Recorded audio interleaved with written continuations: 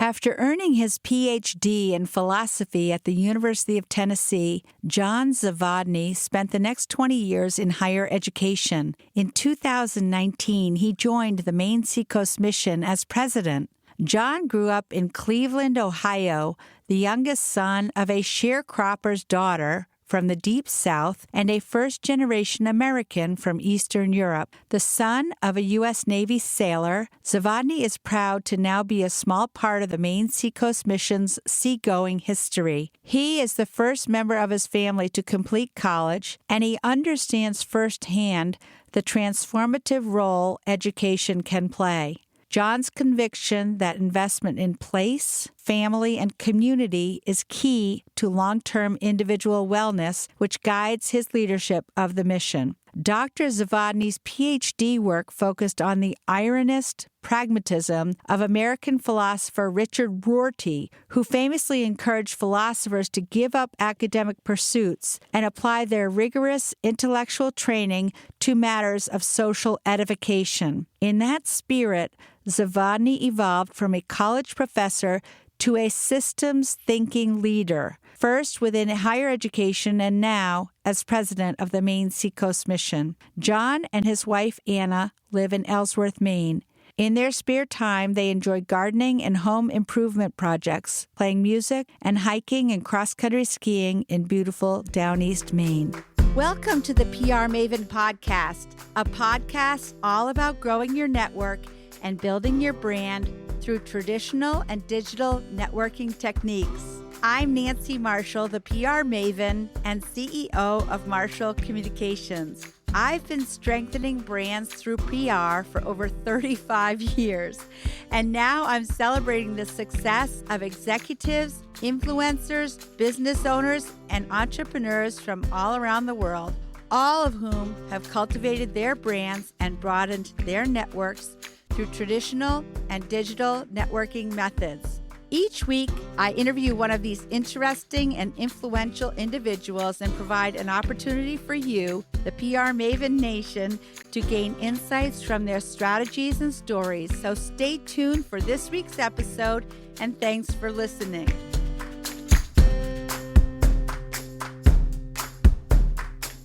So welcome, John, and tell us about the Maine Seacoast Mission. Sure.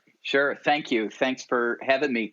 And I'm grateful to have the opportunity to talk about the mission today and the amazing communities we work with. I'm also proud to count myself as part of the PR Maven Nation. I want you to know I ordered my PR Maven t-shirt and ball cap from the merch store this morning. I look forward to wearing them proudly all over Maine. So Maine Seacoast Mission has been around since 1905, and we're one of the oldest nonprofits in Maine. We have been serving some of the Maine's most isolated coastal and island communities since that time. The Maine Seacoast Mission has operated a boat or a ship continuously since that time in 1905, starting with a 15-foot friendship sloop named Hope that was operated by a couple of ministers who started the mission. And now we have a 74-foot boat, steel-hulled icebreaker called the Sunbeam 5. It's actually the fifth in the series.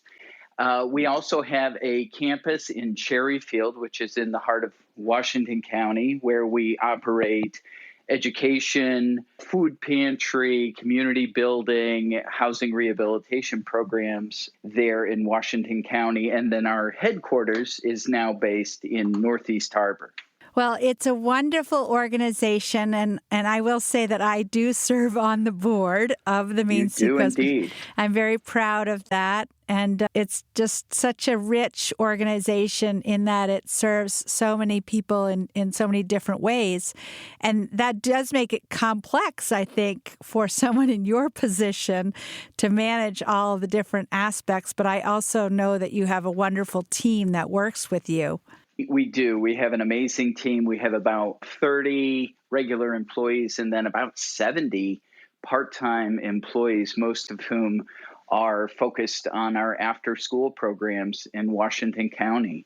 So yeah, it's an amazing staff, a terrific team. And, when I began with the mission, that's the one thing you can't really find out about from the internet or from, the organization's 990 is what are the people really like?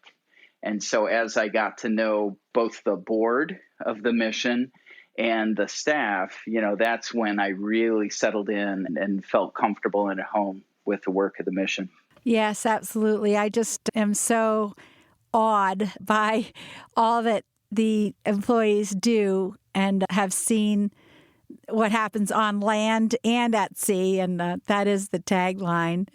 Tell me the tagline exactly. It's lighting the way by land and sea. Lighting the way by land and by sea, yeah. And so there's after-school programs that happen through the EDGE program.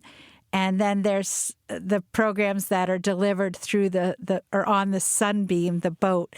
And of course, the Sunbeam is the sexiest thing that the mission has. And the fact that this boat goes out to the islands and delivers health care, and there's library books, and there's a little coffee shop on board. And there's so many wonderful services that are provided to island residents. I think that the Sunbeam is really a strong symbol. And actually, the Sunbeam is on the logo of the Maine Seacoast mission. Isn't that right? That's right. It is. The Sunbeam is literally our flagship. Yeah. And we now have a flag. We have a Maine Seacoast mission flag after the refit. As you well know, the Sunbeam has just come out of the shipyard where it was for a little over a year in Belfast, and was there for a kind of a routine midlife refit. And we did a lot of corrosion remediation and really rebuilt most of the interior of the boat. And one of the things that I wanted to make sure that we did when we left the shipyard was to really, fly the flag of the Maine Seacoast mission. And so we had a flag commissioned, and now the Sunbeam has a mission flag, along with the American flag as well. Yeah. Well, I think one of the things that's important is that a lot of people who live on islands are independent souls, and they think they don't really need much help from the mainland. But I think that one of the things that differentiates the Seacoast mission is its long history, and it's part of the fabric of the communities there on the islands. So people do welcome the assistance that comes aboard the Sunbeam because people trust the Maine Seacoast mission. Yeah, absolutely. The mission's been around forever. The mission's been around longer, than any one resident. And folks grew up on the islands and in our coastal communities knowing, the mission boat, whether it was Sunbeam 4, 3, 2, 1. And we hear mission stories everywhere we go, whether we're on the islands or on the mainland, about, getting that white wrapped Christmas present from the Maine Seacoast mission, or maybe it was that somebody was a mission scholar and got a scholarship. Everywhere I go, if I'm wearing a Maine Seacoast mission logo, I budget extra time so that people can stop me and tell me their mission stories, which I hear every day, and it's so gratifying. But you're right, the trust is where it all begins with the mission. And we are grateful to be a trusted partner in the communities we work in. So how long have you been part of the mission, John, and why did you choose to go there? I have been with the mission almost 2 years now. I started in February, and so it's been almost 2 years. I came from Unity College, where I was a longtime faculty member and then administrator. And one of the really transformative experiences that I had as a teacher was in 2006, I guess it was, spring of 2006, when my wife was the medical director at the college, and she and I took 24 Unity College students to New Orleans after Hurricane Katrina, and we did relief work. And that experience was really transforming for me, for many of the students, I think, as well. But it really shifted my understanding about teaching and mentoring and what it means to really, help young people find their way in the world, and that there was so much to be done outside of the classroom. And so from that experience, we started a little group we called the Unity College Traveling Humanitarians. And because the logo or the mascot was the ram, so we jammed the ram in there, Humanitarians. And we did some relief work we went back to New Orleans. We also went to Tennessee after some tornadoes there, and then did some work around Maine.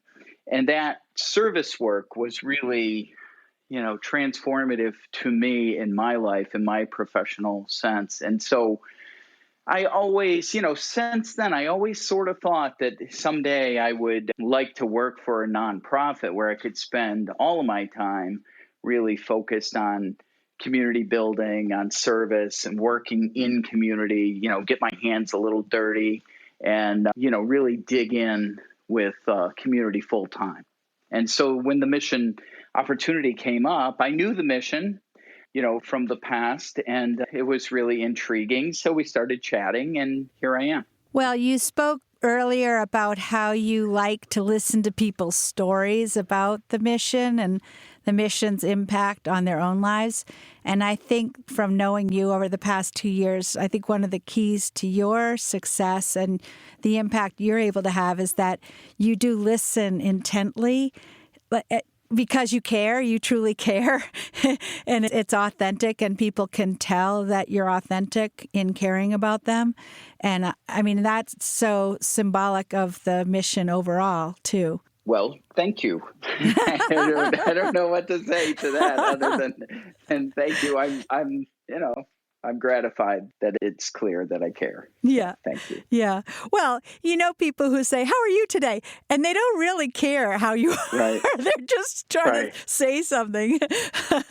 But I know when you say something like that, you mean it. I do. I used to teach, when I was at the college, I used to teach a course on quietism, like Eastern philosophy and quietism. And one of the exercises we did was try not to say anything we didn't entirely mean. And so we did this like quiet hiking retreat up the Cutler Coast and a backpacking trip with my class. And the only rule was you could talk, but you could only say things that needed to be said, whether it was, good morning and how are you doing? Or can you hand me some, fuel for the stove? Whatever it was, it had to be sincere. It had to be really mindful. And the first night we were out there camping, and it was March. It was my first year in Maine. No, I guess it was later than that. It was more like April. And there was snow on the ground. It was really, I came from the South where, in April it was summer. And so we went on this trip. There was snow on the ground. And the first night, one of my students came up to me and, trying to obey the rule, he said, so these people are lost. And there were a couple of folks who had, gotten lost on the trail, and it was dark and they were backwoods. And so we quietly walked them out to their car.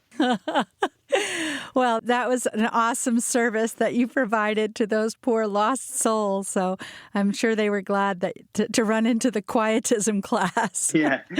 I told my students, I said, let's not freak these people out. Okay. Yeah. Let's make sure let's tell them what's happening. We're going to break our rule here for a minute. Right. We're going to talk to them, and let's get them in some dry clothes, and let's get them back to their cars. This doesn't have to be weird. I'm just picturing if I was in your quietism class and those people came along, I would have been raising my hand, please, because then I could have a reason to talk and carry on a conversation. Right. I don't think I would get a very good grade in the quietism class, John.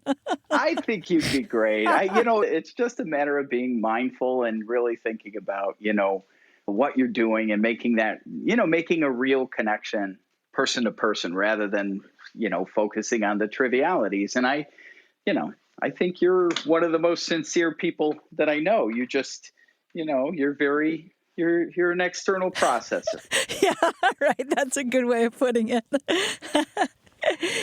So one of the parts of your new job with the Maine Seacoast Mission is living in Mount Desert Island or near Mount Desert Island. And obviously, that's such a beautiful place. What is it about that area that attracted you and your wife to move there? Well, we came from Belfast, so we weren't far away, and we know the area well from, little excursions here, hiking and cross-country skiing and, in the park.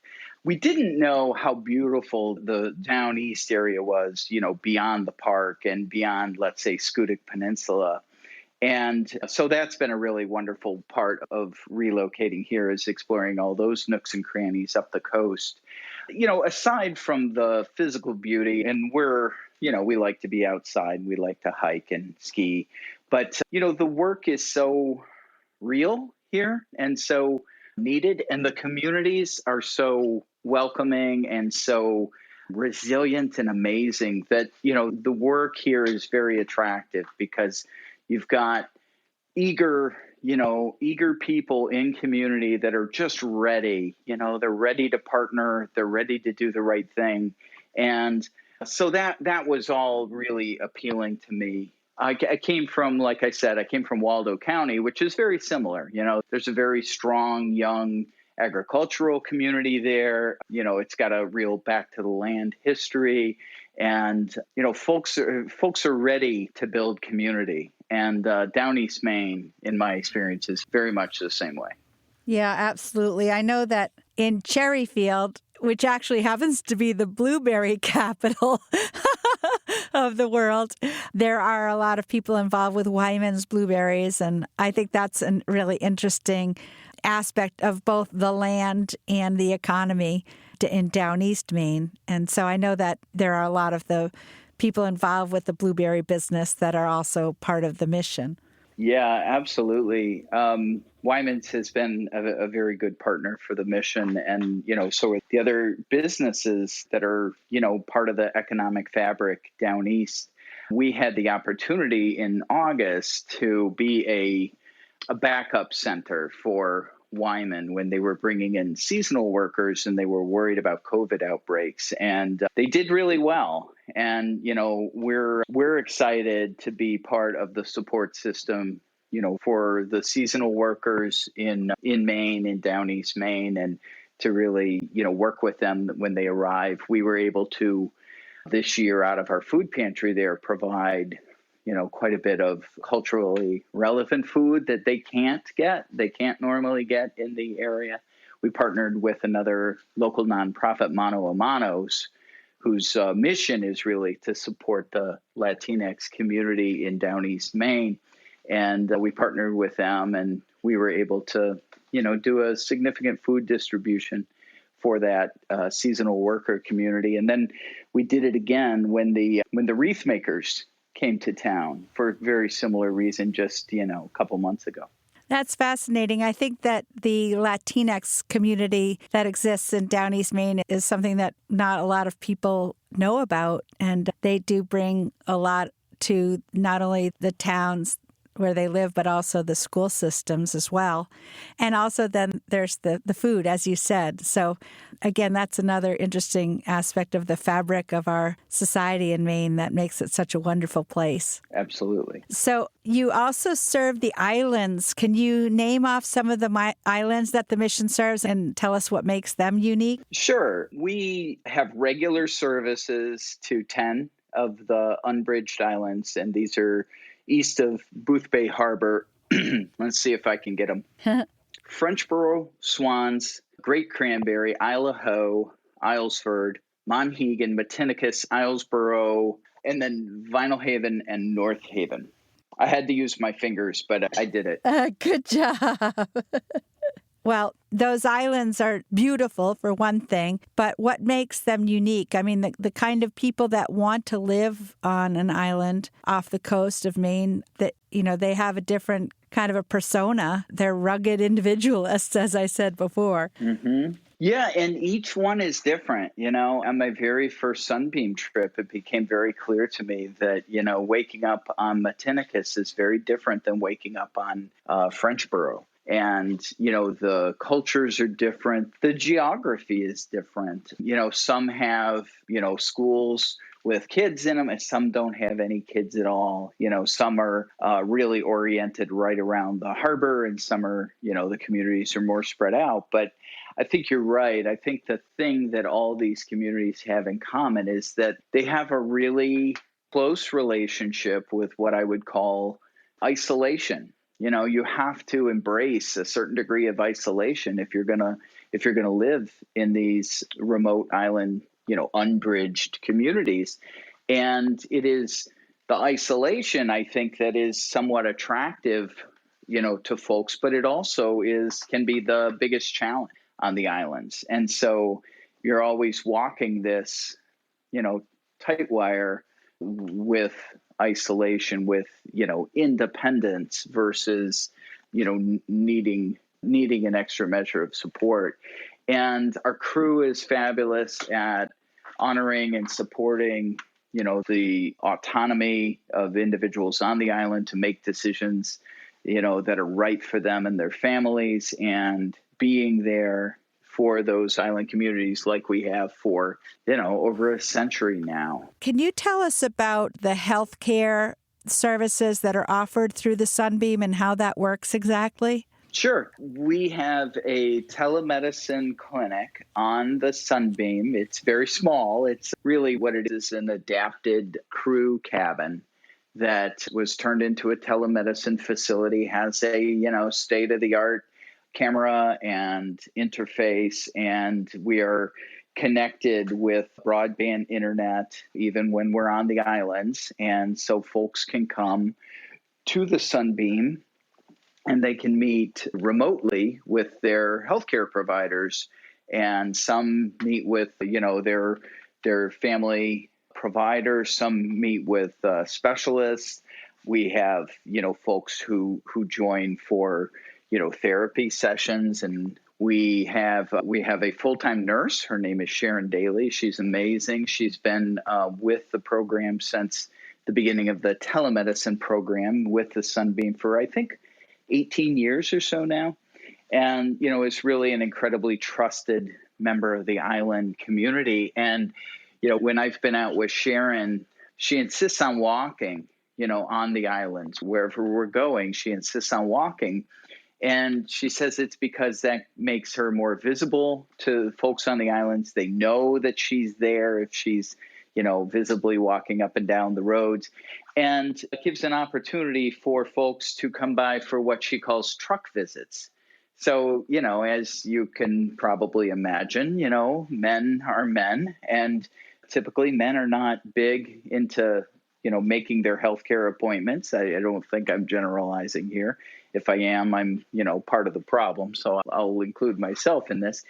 And so the guys on the island may not come by the Sunbeam for anything more than a cup of coffee and a cookie, but they will stop Sharon, in their truck. They roll down their window, they hang out the window of the truck, and they have what, Sharon calls a truck visit. And I was witness to one of these. We were walking down the road, somebody stops.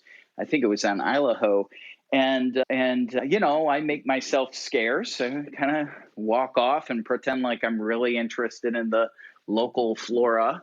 There I'm inspecting, bushes on the side of the road while Sharon has this 20-minute truck visit. So, Sharon Daly is a home health nurse by training. And so she is an incredible asset to the folks on the islands.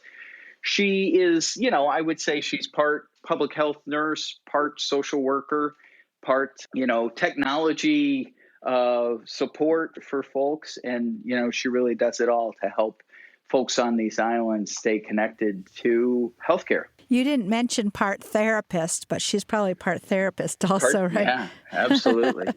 Yeah.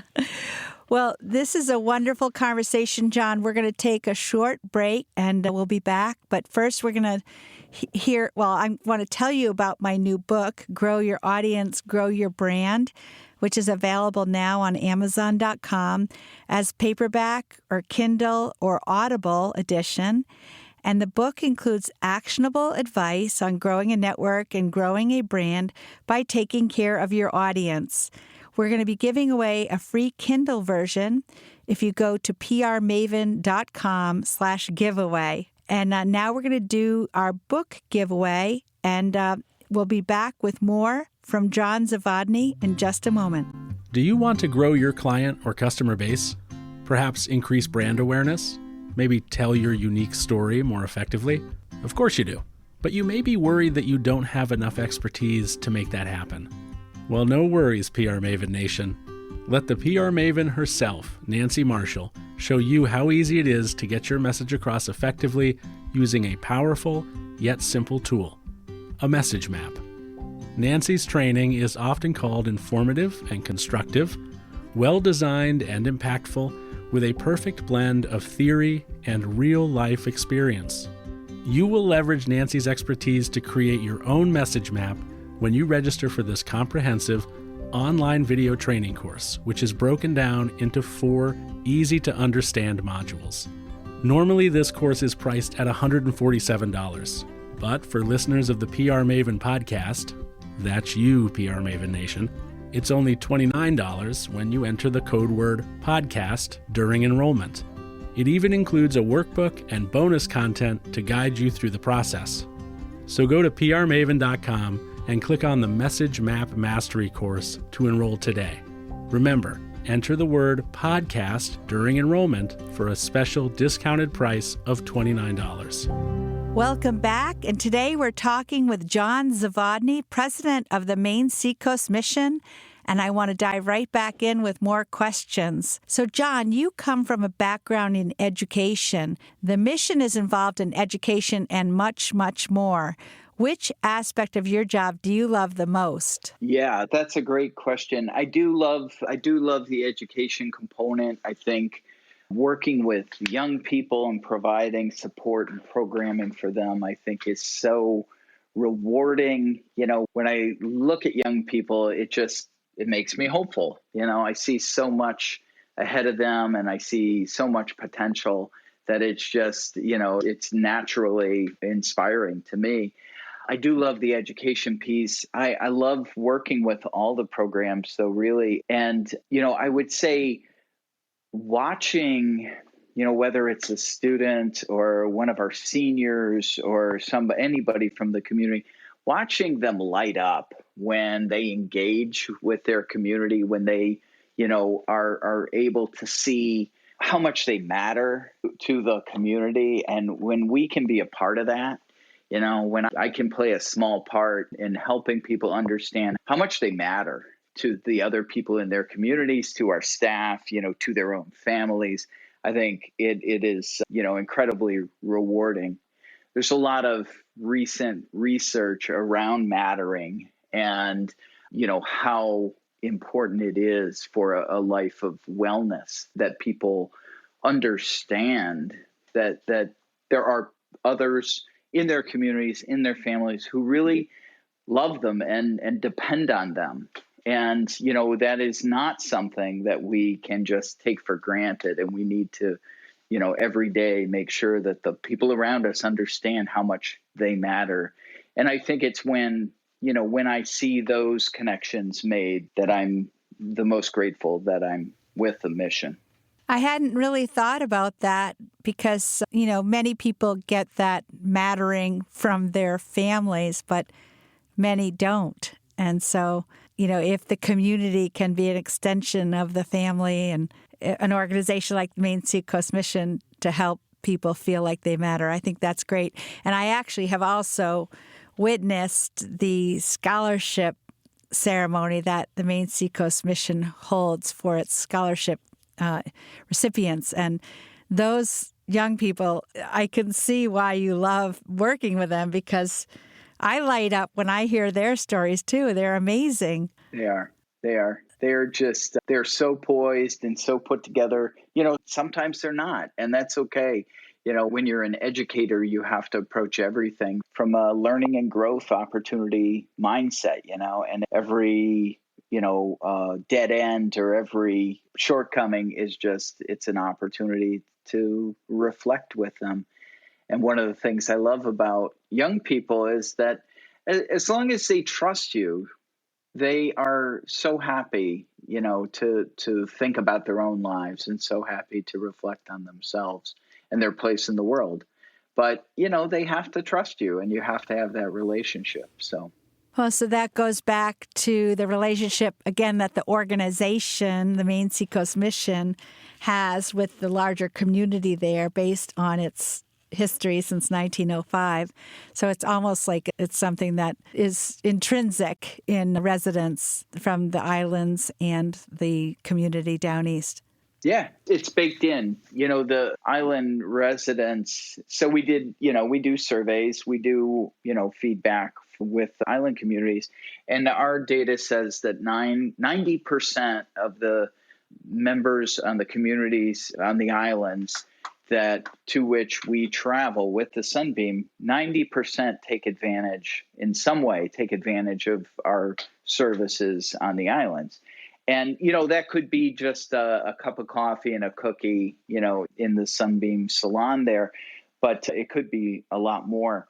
And folks say, even on days when I don't come down to have a meal on the Sunbeam or, check in with Douglas, our chaplain, even on the days when I don't come down, just seeing the Sunbeam in the harbor makes me feel safe and gives me a sense of hope.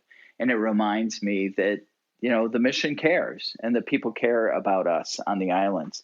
And so, yeah, I think there's so much to be said for being a fixture in the community. I think folks would miss the mission and would miss the Sunbeam if we weren't there. And that is the best testimony that I think we can give to our work. Absolutely. I know they would. So if people want to get involved with the Maine Seacoast Mission, what should they do and what can they do? Sure. Well, the easiest and most straightforward things would be to check out our work on the internet. We're at seacoastmission.org. We're also, on all the major social platforms, Facebook, Instagram, Twitter. And if you search for Maine Seacoast Mission on any of those, you can follow us and keep track of what's going on. And, keep your eyes open for service opportunities. We also, we are a nonprofit and we operate on the support of generous donors. And the most straightforward way to support the work would be to get involved that way. And we try to make it as easy as possible online to do that electronically. That's great. And as you said, there are opportunities for volunteerism throughout the year as well, if somebody wants to do something like that. Right. Yeah. So what does a day in the life of John Zavodny look like? Right now, it probably looks a lot like everybody else's day. A lot of time at home, a lot of Zoom meetings. When we're not in COVID times, my day is a lot more interesting because I'm usually traveling to either one or more of our various locations. So I might go to Northeast Harbor, to have a day at the office with the work there. And Northeast Harbor is also where the Sunbeam is harbored. And so, we might be going out for a day trip to one of the islands, which is, whenever I'm on the Sunbeam and we're underway, I just, have one of those, I can't believe this is my job sort of moments. And I spend a lot of time down east, too. I actually live in Ellsworth so that I can be sort of halfway between the Sunbeam, where the Sunbeam harbors, and our campus in Cherryfield. And so, very often I'm headed down there.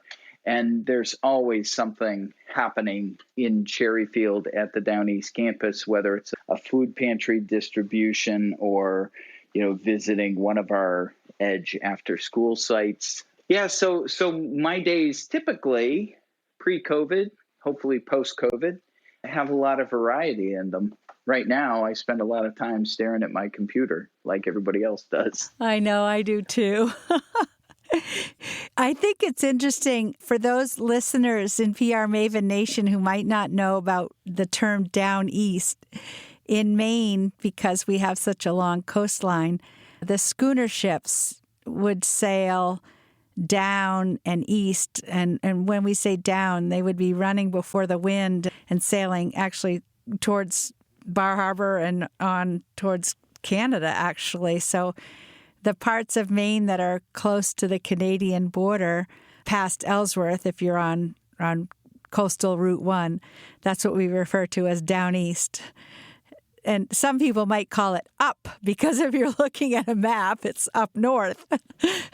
I had to train myself not to say up, down, east. Yeah, right. I'm going up, down, east. People are like, don't say up, down, east. Yeah, right. Exactly. So, John, is there a book, an app, or a website that you have found helpful in your career and your life, and why? Yeah, a lot of them. I listen to a lot of podcasts these days, and I'm assuming you mean something aside from the PR Maven podcast and grow your audience, grow your brand. I'm going to just assume that you want me to invite people to pay attention to something other than that. Although I'm going to make you the president of the PR Maven fan club. I gotta say, I can't wait for my hat to get here. Yeah.